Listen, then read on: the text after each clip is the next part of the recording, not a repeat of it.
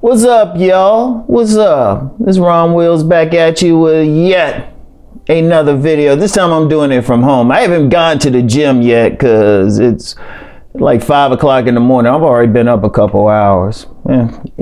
Early bird catches the worm. Anyway, I'm going to read an excerpt from Nice Guys and Players. And the excerpt is called The Inner Masculine. Now, the reason I'm doing this because, on my last video, I said, my last car video, I said, stop embracing being non-select. And I made a comment I made a reference to something in Nice Guys and Players about how every man, even if he has a full-time job, a well-paying full-time job, should have some type of hustle. And that taps into his inner masculine. That taps into it. And, a couple people said something because they understood because one thing, if a man has that type of energy, that's something that turns on a woman. Now, that excerpt came from my chapter on sexual chemistry. Sexual chemistry. And real quick, let me just read something at the beginning of it. The beginning of that chapter, right? Because I said, now it's time to get down to the nitty gritty. Let's talk about sexual issues. Sex is the one area that causes more trouble in a relationship than money or nosy girlfriends. Sex is really the major difference between a nice guy and a player.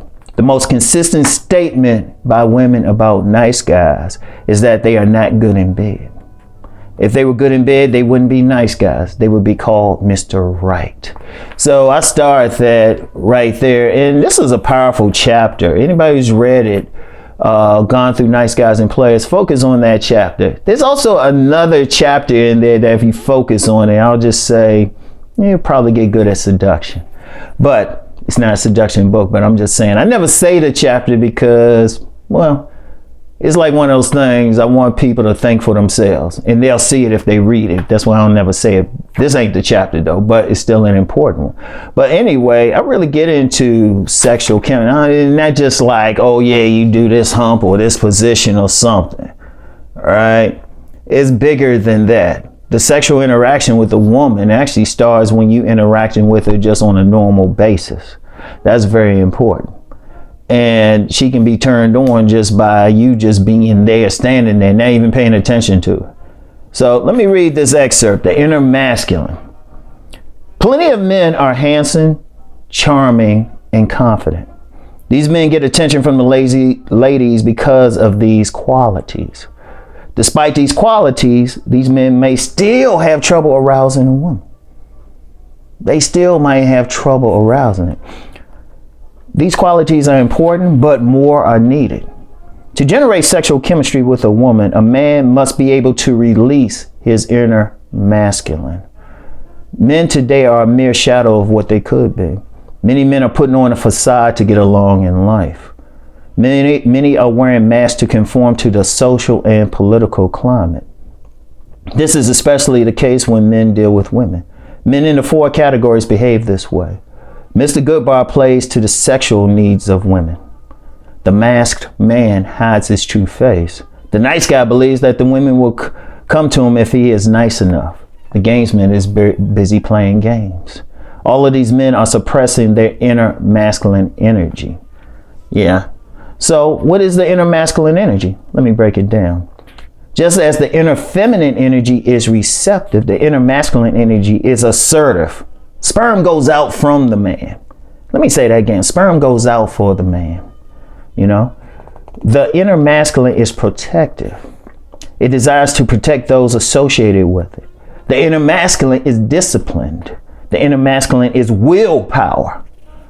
The inner masculine faces its fears.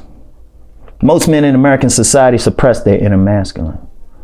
As a result of political and social changes over the last few decades in American society, men are burying their true selves. Many men are not protecting their women and children. Many are abusing their families. Too many men are not assertive. They are passive in the face of everyday life. Many men are not disciplined. Many lack willpower. A man in touch with his inner masculine will have a burning desire to control his own destiny. He will want to control his life. Which man in the 4 categories can truly say they control their life? Mr. Goodbar, his ego is in control. The masked man, he is afraid to show his true face. The nice guy, he is playing a game of make-believe. He believes women should want him because he is so nice. The gamesman, he is all about lies.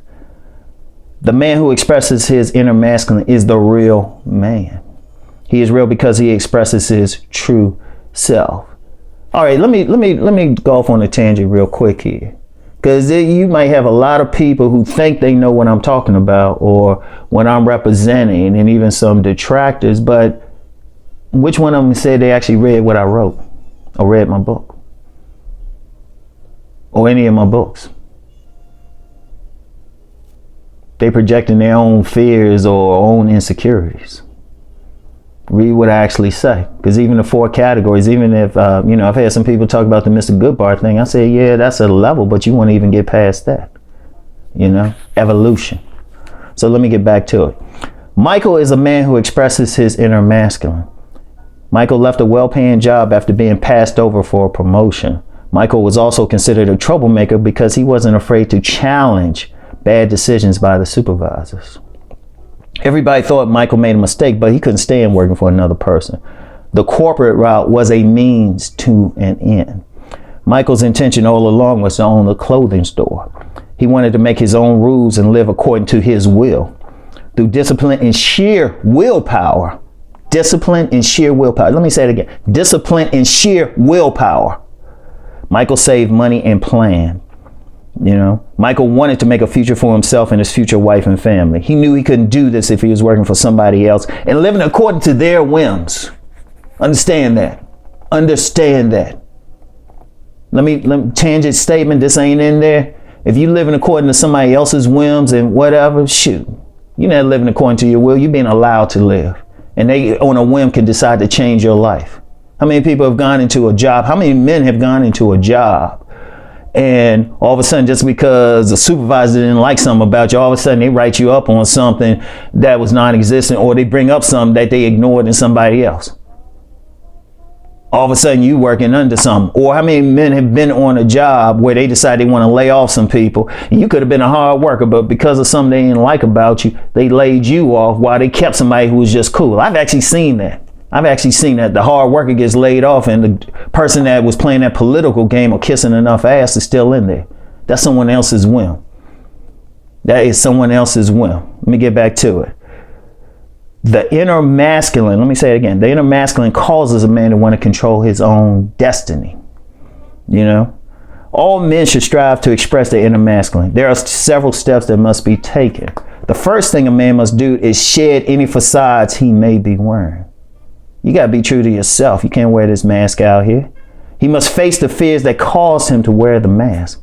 A real man is a warrior. A real man was a warrior. He has fears, but he faces and conquers them.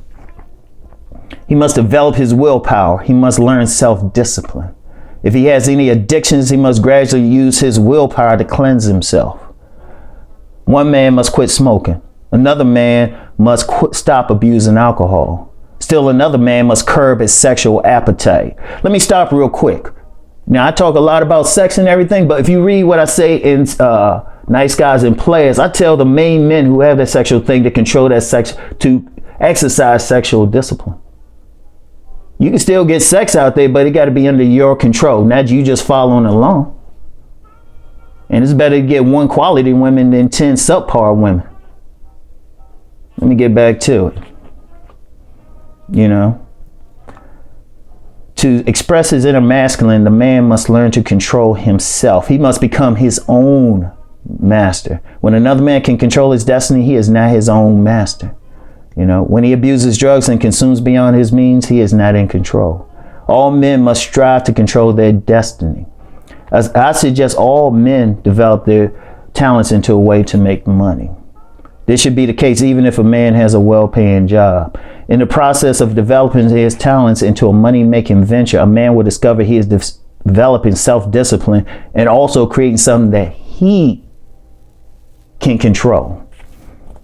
This small step can lead to something big where a man can truly control his destiny. Look at it another way. The man who has his own business and control his destiny has plenty of women to choose from. These men typically arouse women physically and mentally. Being in business for himself keeps the man in decent shape because he has to hustle. I'm gonna tell you something now. If somebody say they in a business, first thing I'm looking at their hustle effort. Now, I ain't write this in here, but I'm giving commentary right this second. I'm looking at his hustle because you can't sit on your ass. You gotta hustle. You gotta be active. The very nature of masculine energy on a primal level is active. Man can't be sitting home. You know, that's one of the reasons I work out. Now, am I in perfect shape? Hell no. But I'm still gonna work out. I'm still gonna work out. How much time y'all see me on here? That's why I do a lot of panels. You gotta hit me up a week before because I'm always busy. I don't sit in the house. If I'm in the house, I'm asleep. You know, you gotta hustle. You know, you gotta hustle. I'm gonna get into the hustle thing in a second, right? You know, let me finish this. Any businessman has to be somewhat charming. You know, he got to develop that skill because you got to get business, man. You got to get business. I'm going to tell you what, businesses are relationships themselves. If you interact with you're a businessman, you interacting with customers, potential clients, whatever, you got to be able to talk to them.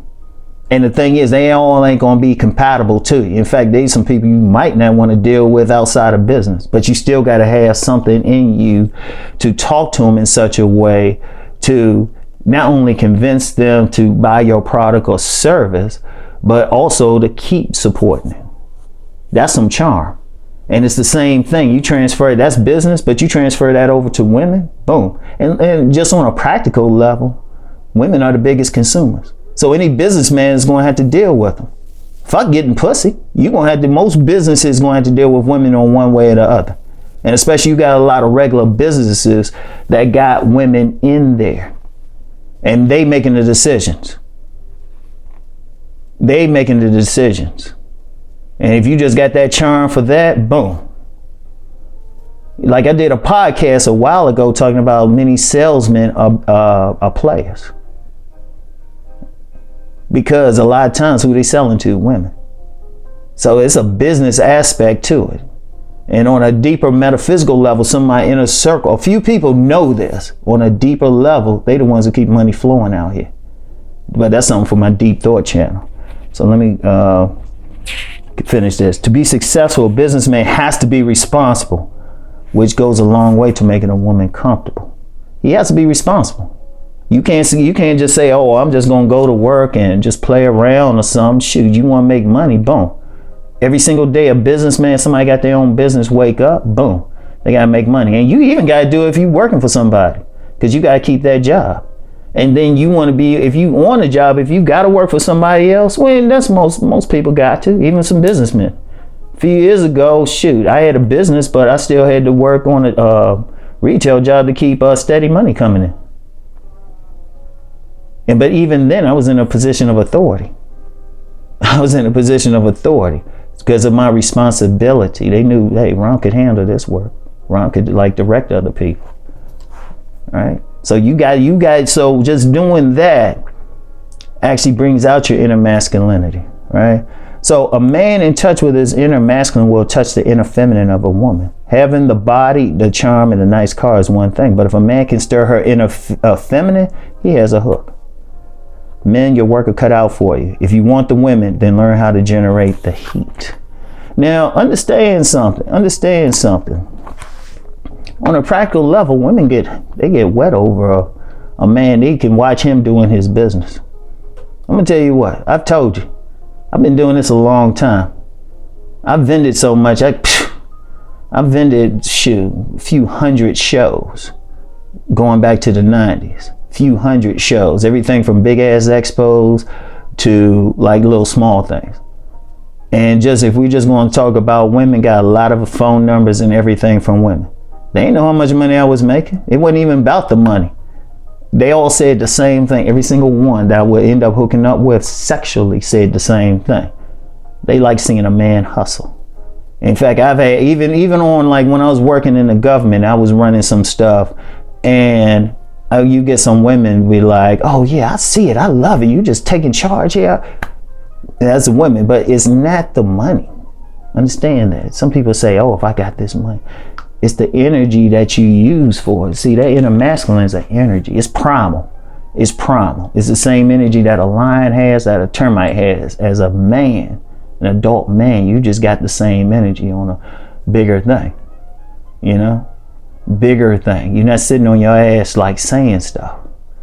That's that inner masculine. They can feel it. They feel it. Even if they don't like how your outer appearance look, you could dress plain and you might not have those aesthetics. But when women feel that energy, they feel something. They don't even know why. They be like, I don't know what it is about you. It's like they feeling that inner thing. Because remember what I said, the 3 things a truly select man is going to have. Or at least one of these things. They're going to have at least one. If they got all 3, they really kicking. They're going to have that physicality. They're going to have that physicality. You know, that turns on women on a physical level. Remember, women, they get turned on a deep level by a guy whose babies they would want. He got something on them, you know, eyes, height, whatever, strength that they might want. You know, he could even be a stocky dude or something. They might want it. Or he could even be a slim dude. They want whatever they want. It's a physical thing. And then I said the charisma part, that's just connecting. You still got to talk to him.